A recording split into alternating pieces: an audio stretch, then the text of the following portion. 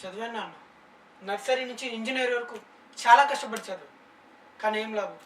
పొద్దున్న 7 గంటలకి ఇంటర్వ్యూకి వెళ్తే మధ్యాహ్నం 2 గంటలకు లోపల పిలిచి ఏమడుగుతున్నారో తెలుసా? 3 ఫ్లోర్లకి పర్మిషన్ ఉన్న ఏరియాలో 5 ఫ్లోర్లు కట్టగలుగుతాను అడుగుతున్నాను నేను. ఒకవేళ రేపు చిన్న భూకంపం లాంటిది వచ్చి అక్కడ జనాలు చనిపోతే ఆ వచ్చే డబ్బుతో నన్ను సంతోషంగా ఉండమంటావా నాన్న? నువ్వెవరికైనా ఆకలితో నలమటిస్తేనే తట్టుకోలేవు, అలాంటిది నా వల్ల ఇంతమంది చనిపోయారంటే నువ్వు భరించగలవా నాన్న? ఇంకొన్ని ఇంటర్వ్యూస్కి వెళ్తే జనాలు ఎక్కువైపోతున్నారని పోలీసులు లాఠీ చార్జ్ చేస్తున్నారు నాన్న. అప్పుడు అనిపిస్తుంది నాన్న, దీనికారా మనం ఎంత కష్టపడి ఇంజనీర్ అవుదామని కలలు కన్నది అని అనిపిస్తున్నాను. ఎందుకు నాన్న నాకు జాబ్ రాను?